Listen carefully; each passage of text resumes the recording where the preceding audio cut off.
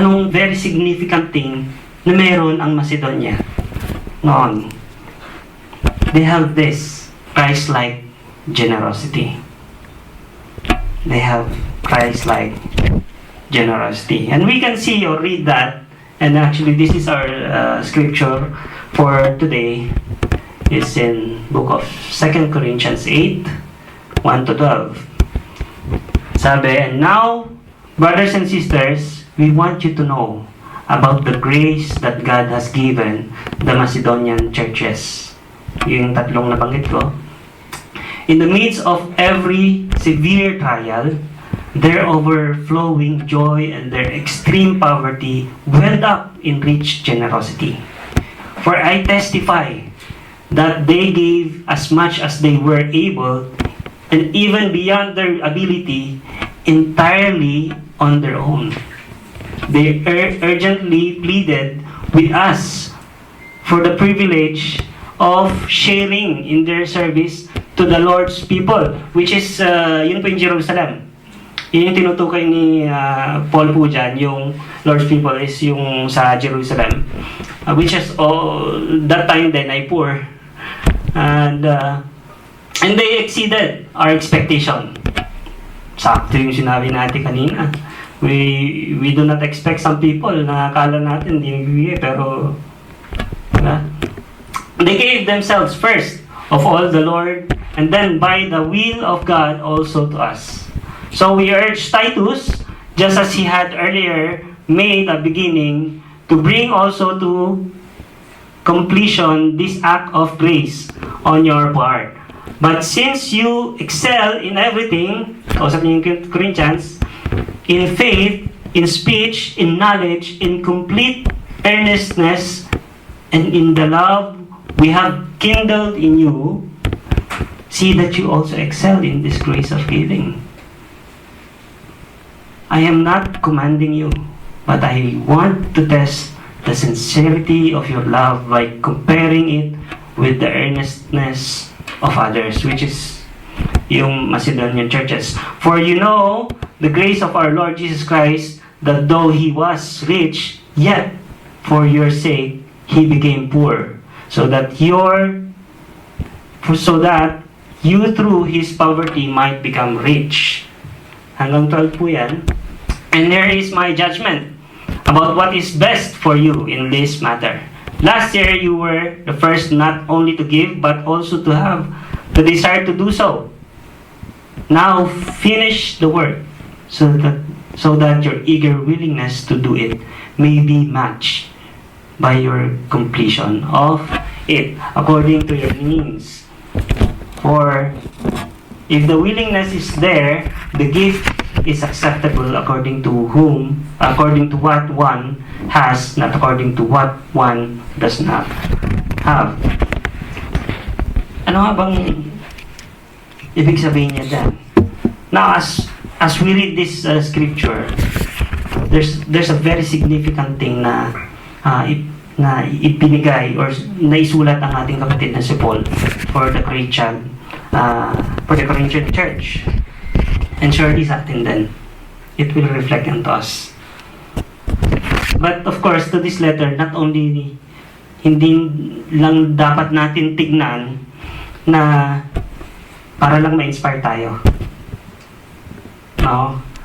But God wants us to learn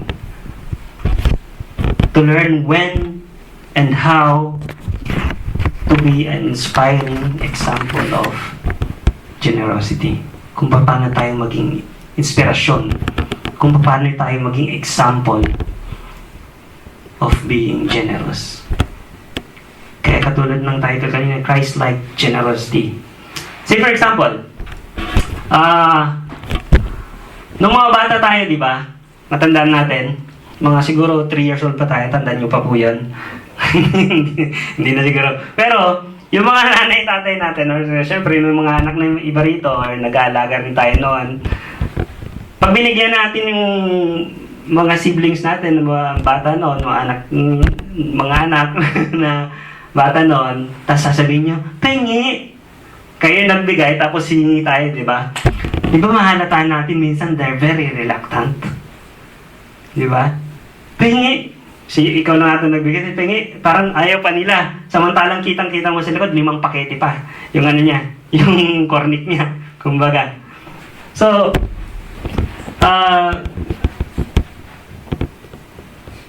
ganun po ang mundo. Kumbaga. It's selfish. Hindi ko naabutan yung Don Much kanina. But I heard something in the prayer that it might connect to a selfish people. And this is the world. The world is selfish. Nung dumating ang sin, the world became selfish. I, me, myself.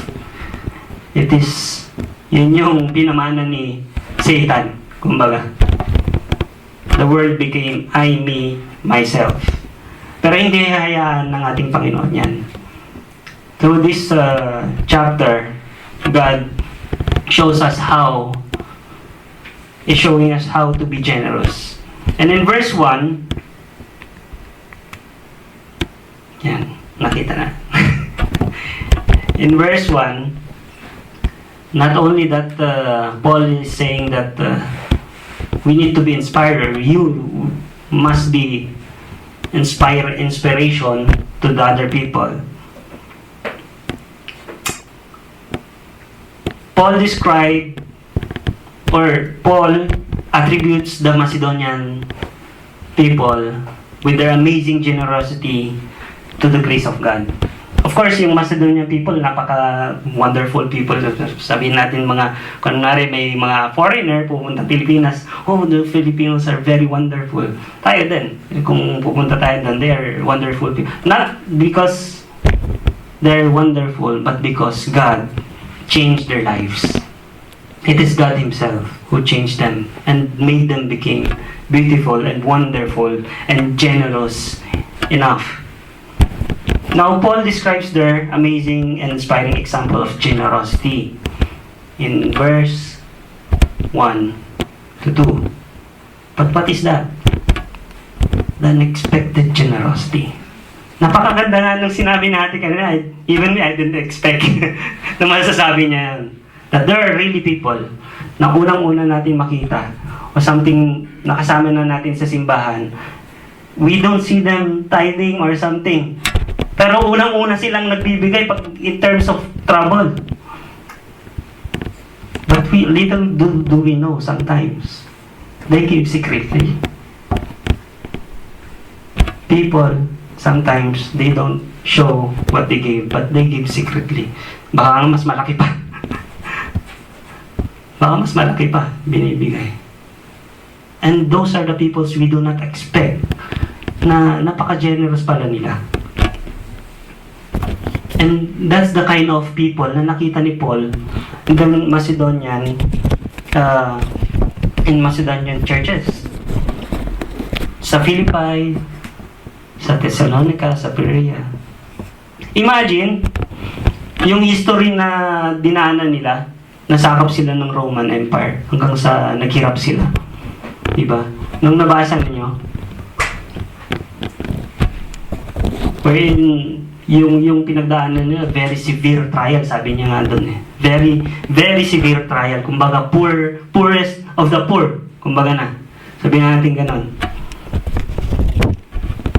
And usually, we do not expect people na at that state, they could give something.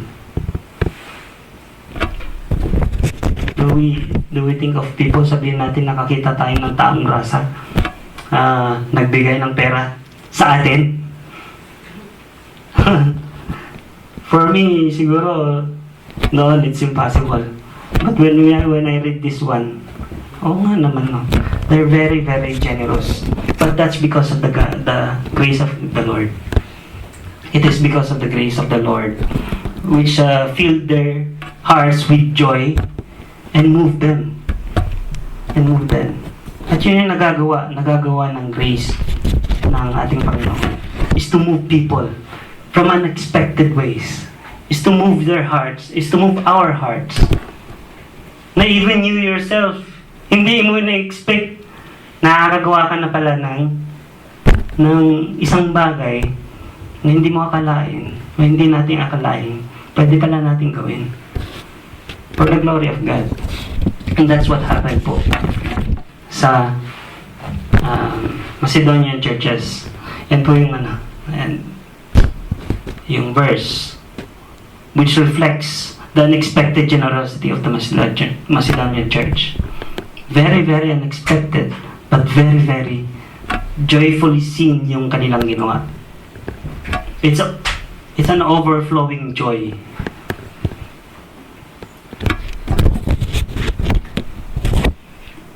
Meron akong napanood sa YouTube. His name is Thomas. I don't know kung napanood niyo po siya. Isang experimental something in the YouTube na magbibigay silang 100 and susubaybayan nila kung saan pupunta or saan niya gagamitin. So nagbigay ng 100. So sinubaybayan nila tong matandang to kung saan niya gagamitin ito. And then he went to a liquor shop. So nakakamera siya, talagang nandun nakasulat liquor shop or liquor something. Then paglabas, may plastic siyang dala-dala. Sinundan nila ito hanggang sa dulo ng kanyang pinuntahan. They were shocked.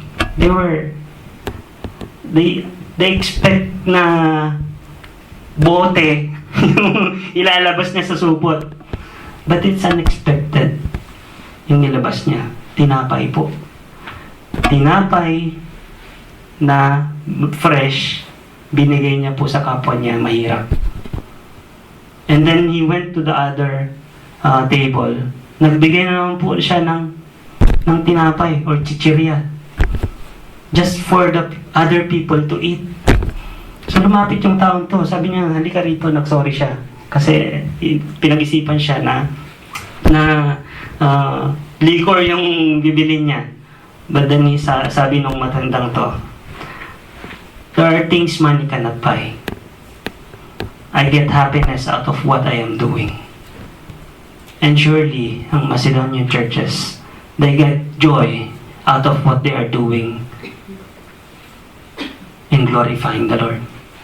But by what they are doing, giving what they have, even when they are poor. So don't ever think that the generosity is only for the wealthy. And if we say, someday, kapag paldo na ang aking bulsa, magbibigay ako. If we aren't generous now, we may never be generous in the future or tomorrow. God's grace makes the most unexpected people amazingly generous, as what we saw sa mga Macedonian churches. We might not know, baka kayo po yun. Hindi man ngayon, baka someday soon. But first, ang una natin tignan natin, Panginoon, you cannot give without God in your heart. And also, as an inspiring example of generosity, these Macedonian people have this sacrificial generosity.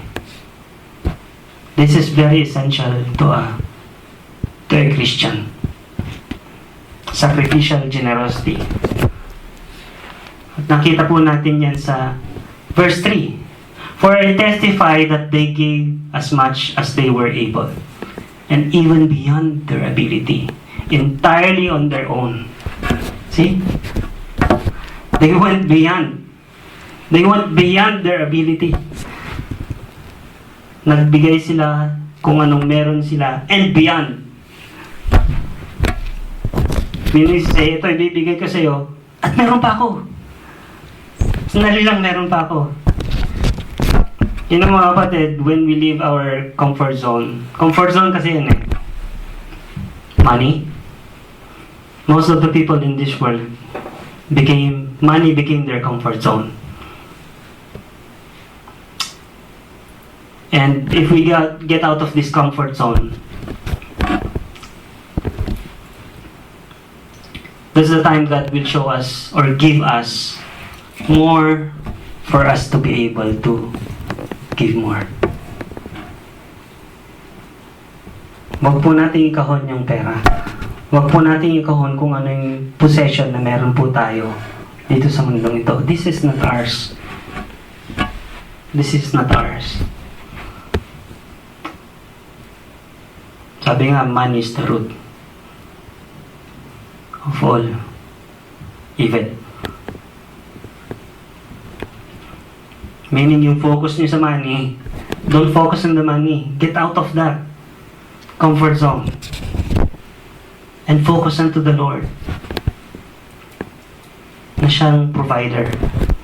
That if we focus unto Him, He gives us more. He gives us more so that we can give more as well. At maraming ganyan sa Bible eh. Maraming ganyan. Well, that's other topic, but marami pong ganyan sa Biblia na ipinakita ng ating Panginoon. So let the verse challenge us.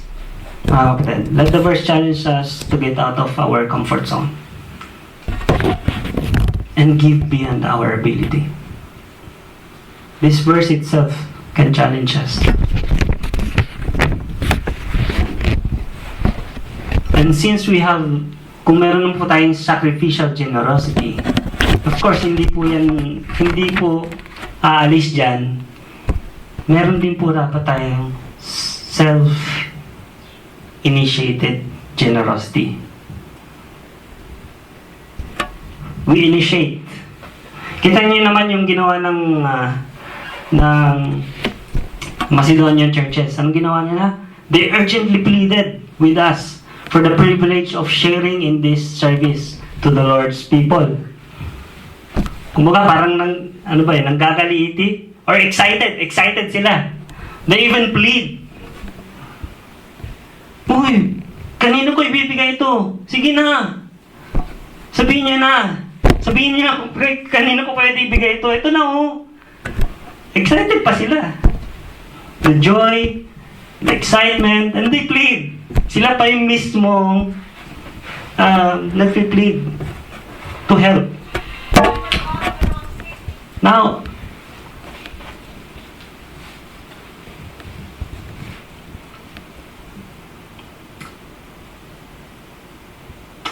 how different is the world would be if lahat ng tao ay ganun. Diba? How different. Yung may initiative ba, kumbaga. Yung may nakikita ka ng tao, sige, pag-pray kita. Pero meron ka ng paldo eh. Meron ka ng pera eh. O meron ka ng, tinapay. Gutom na yung tao, sasabihin pa natin, ipag-pray kita, darating ang blessing sa'yo. But look what the Macedonian churches did.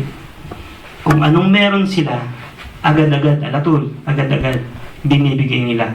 Because of what again? Because of the grace of God, na meron na po sila. At that time. No one is obligating them, yet they wanted to help. And this is what precisely the attitude God wants us to have. The self-initiated generosity. Hindi katulad ng mundo pagdating sa bisyo. Pagdating sa bisyo, agad-agad, paldo. Pagdating sa sigarilyo, ayan, ang bilis. Pagdating sa alak, ayan, ang bilis, libo-libo pa po.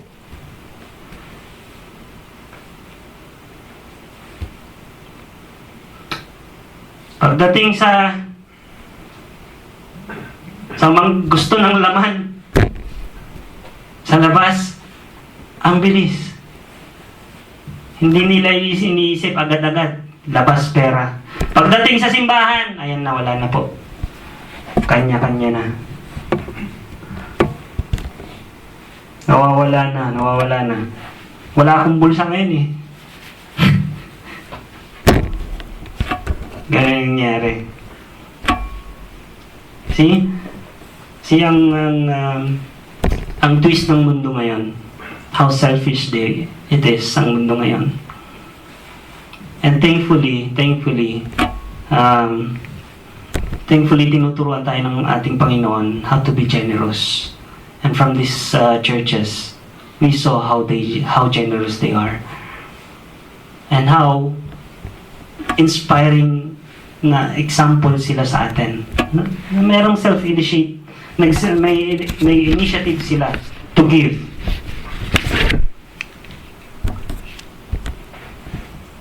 And not, hindi ba pilit, kumbaga. And of course, hindi mabubuo lahat ng mga yan kung wala pong whole person generosity.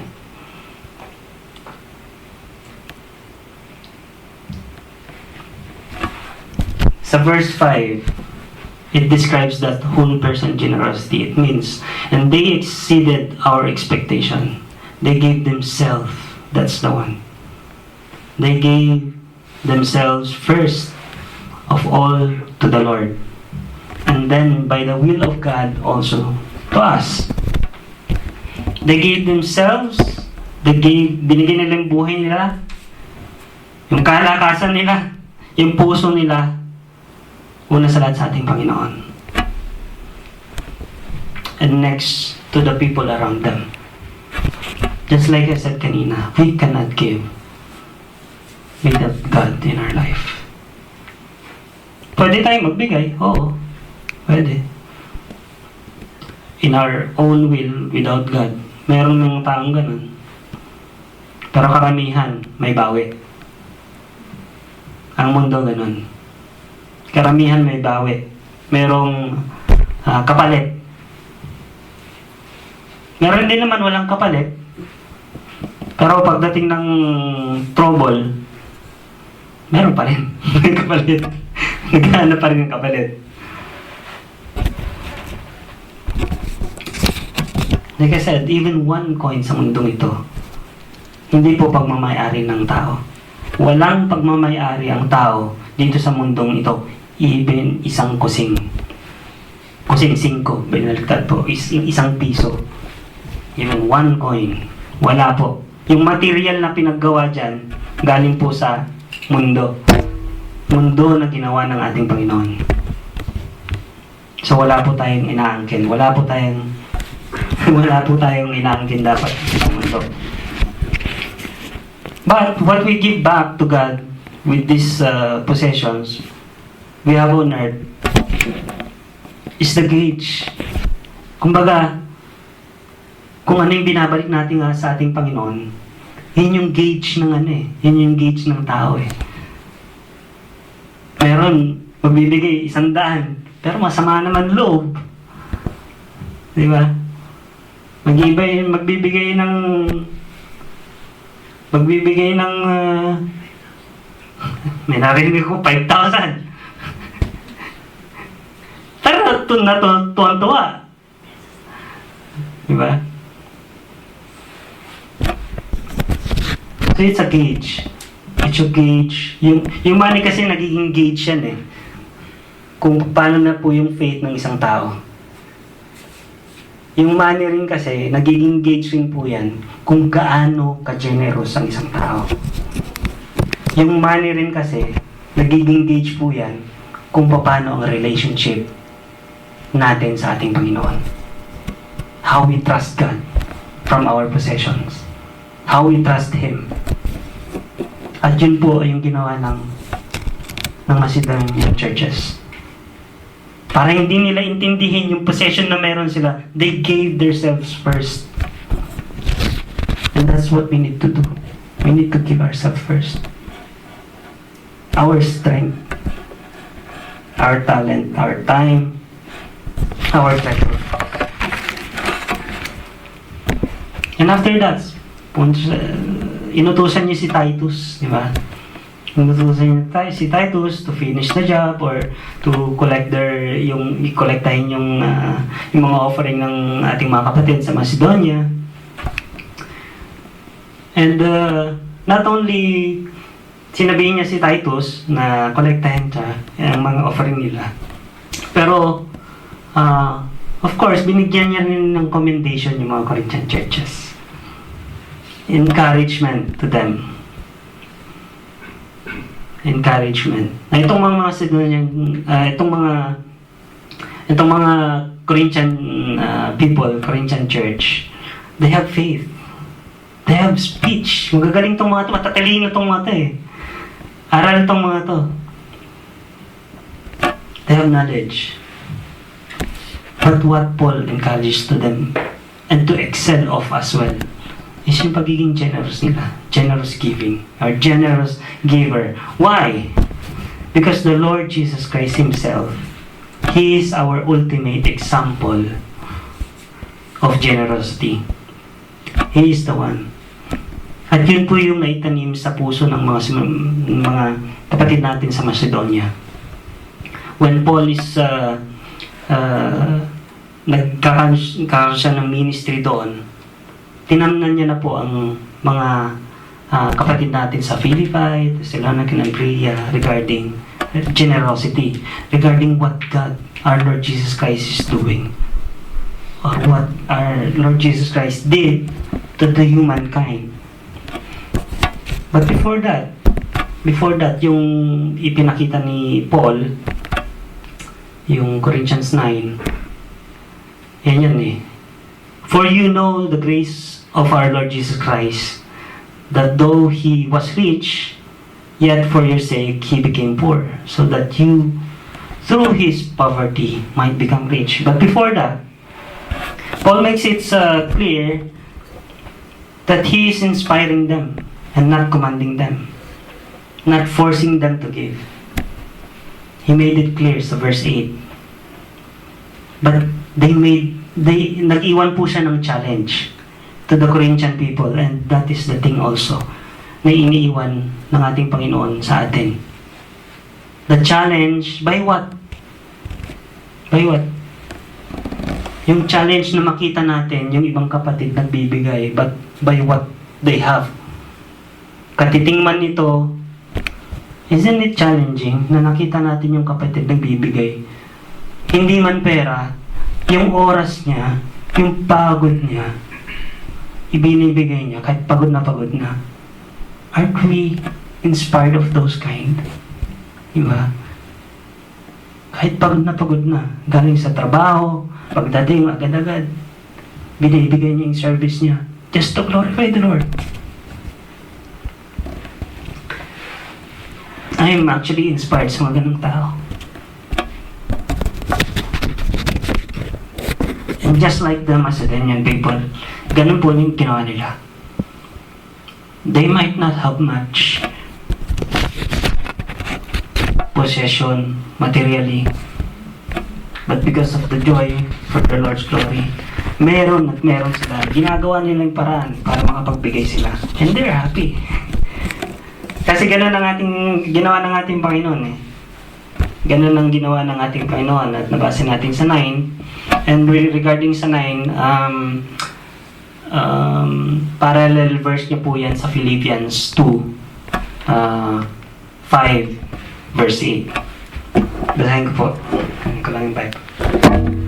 Sa Philippians 2, verse 5 to 8, have this mind among yourselves, which is yours in Christ Jesus, who, though He was in the form of God, did not count equality with God. See? How humble our Lord is. A thing to be grasped, but emptied Himself by taking the form of a servant. He is a God. Yes, pero tinake niya yung form ng humanity para lang pumaabot tayo. Mayabot niya yung generosity meron siya. Mayabot niya sa atin yung kayamanang meron siya. Para lang tayo maging mayaman. And that's what, yun yung naitanim sa puso ng mga kapatid natin sa Macedonia. And also, of course, John 3:16. For God so loved the world, and He gave, diba? He gave His only begotten Son, for so whoever believes in Him shall not perish, but have eternal life. So the gospel itself is God's amazing generosity. The book, the Bible itself, is God's amazing generosity. From the beginning even eh. See? How generous our God? Ginawa niya tayo ng mundo. Ginawa niya yung mundo para sa atin. And not only that, nung nagkasala tayo, binigay niya ang kanyang anak. See how God is so generous sa atin.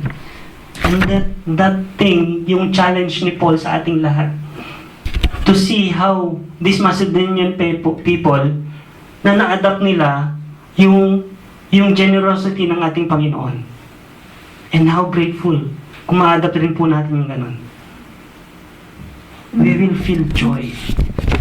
Overflowing joy ang mararamdaman natin.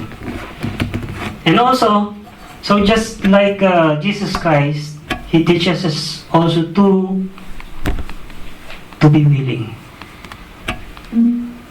according to our means. He's teaching us also to be willing according to our means. Kaya gano'n na lamang ang specific advice ni Paul sa verse 10 to 12. He's actually advising these people, Corinthian people, in this time. And here is my judgment about what is best for you in this matter. Last year, you were the first not only to give, but also to have the desire to do so. Nauna pa sila. Nauna pa sila sa Macedonian people. They were the first. So that your eager willingness to do it may be matched. Before that, sabi niya, now finish the work. Diba? So that your eager willingness to do it may be matched by your completion of it, according to your means. For if the willingness is there, the gift is acceptable according to what one has, not according to what one does not have. Anong ibig niya sabihin niyan? What is that? To finish the work. Katulad nung sinabi niya, sila nga itong nangunguna noon. Pero, parang naudlot sa pagkakabasa natin dyan. Parang naudlot. What Paul meant po sa passage na yan ay magkaroon ng follow-through. If you started something, just like Christ did, mayroong follow-through. If we start something for the Lord's glory, we need to follow through. It's not completion na, sige, tapusin ko na, alis na ako, layas na ako. Hindi po ganun. Ang ibig niyang sabihin, hanggang ganito na lang yung araw ko. This month, okay na ako dyan. Hindi po. But what Paul meant to that completion is to follow through. We are willing to follow through sa ating sinimulang ministry. And you know what? Giving is also a ministry. Giving is also a ministry, just like Christ did. He ministered to us by giving Himself. Let me give you an example ng mundo. Ang mundo, I will give you an example sa pagdadayat. Yan. Marami. Even me. Hindi po ako excuse. People start to make a diet. And then, anong nangyari? Nag-fifida. Hindi natutuloy. People start to exercise. To have exercise program. But then, anong nangyari? Naudlot. Mag-fifida na naman.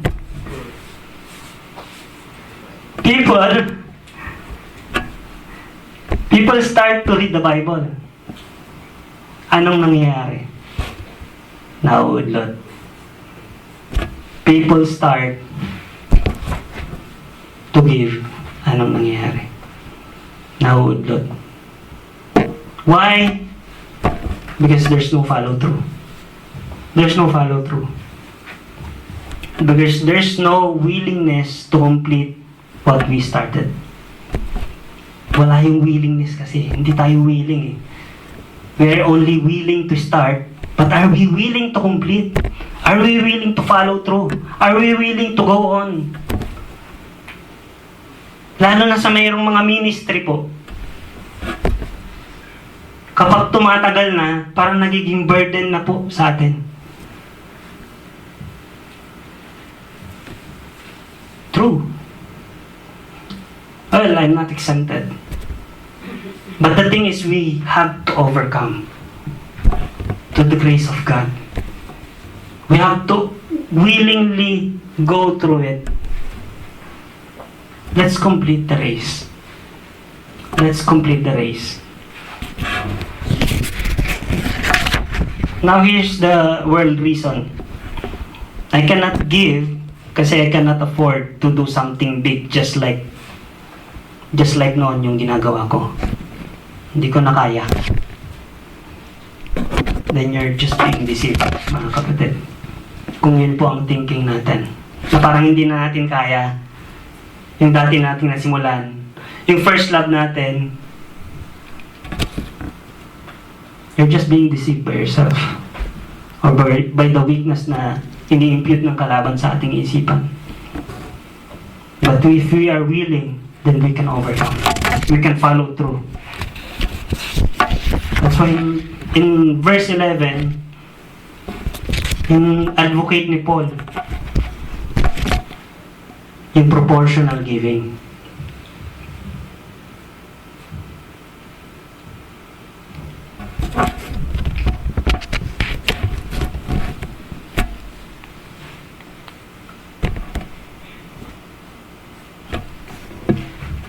Sabi niya sa verse 11, I'll go back to the first. Pakilagay po sa slides ng 10 to 12 po.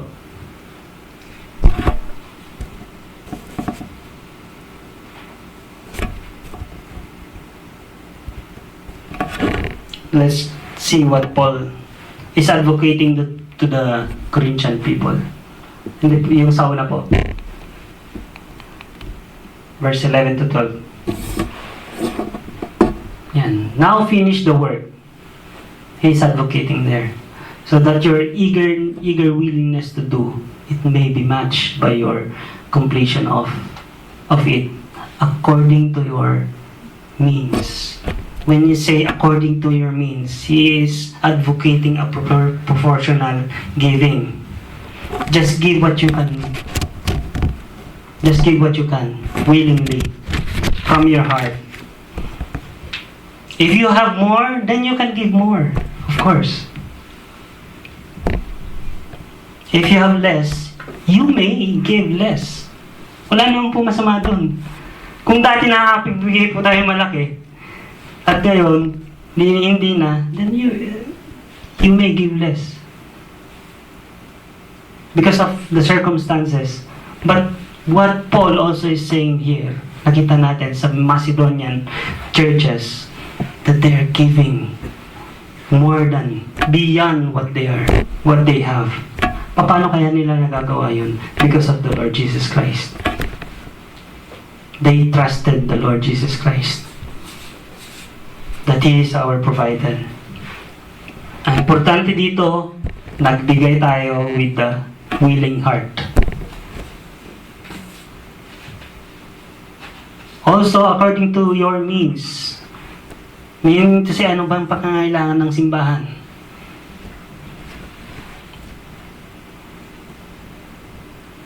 Surely kung ano man binibigay natin from our heart. Yung laging ina-exhort ng mga kapatid natin dito, a generous giver. Diba? Coming from our heart, yung pagbibigay natin, it will be acceptable. For as long as, for the glory of God, then it is acceptable to the Lord. At huwag nating kakalimutan yung naging attitude, naging heart, naging focus ng mga kapatid natin sa Macedonian people. Let's adopt something from them. And from verse 5 points na ipinakita ni Paul sa atin. I hope na ma-adapt natin to. We give unexpected generosity to people. We must be ready for that. We must be ready.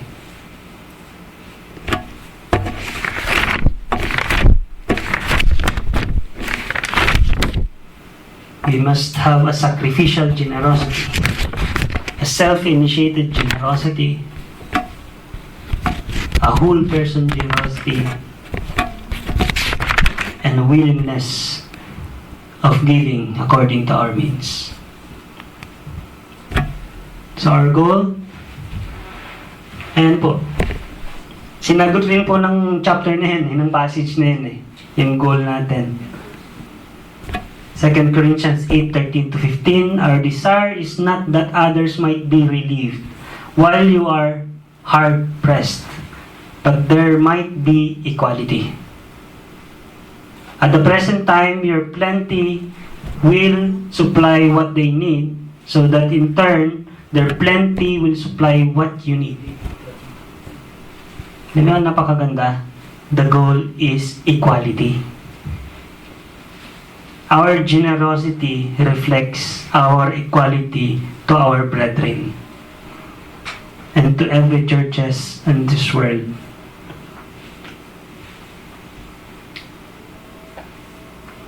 As it is written, the one who gathered much did not have too much, and the one who gathered little did not have too little. He means that we share and share alike. We are here for each other. Just like our Lord Jesus Christ, who is there always for us. And give everything we need. Hindi po ba? Sinusupply kahit di natin hiligin Binibigay ng ating Panginoon. Paggising na lang po natin, lagi natin naririnig yun Di ba?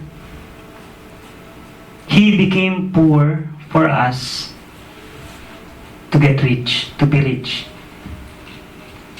And we became rich for others' sake. Tandaan po natin yan. We will be rich in the name of the Lord Jesus Christ for others' sake.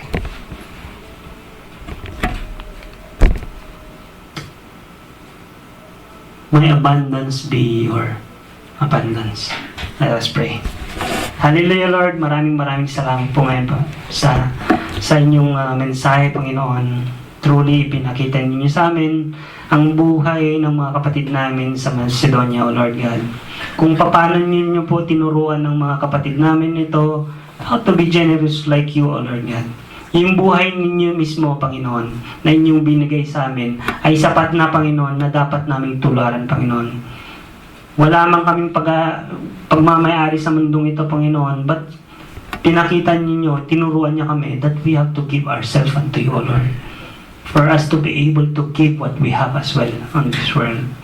Kaya muli, Lord, let this message, Panginoon, penetrate sa mga tao nakapakinig, Panginoon. In Jesus' name. Salamat po, Panginoon. Amen.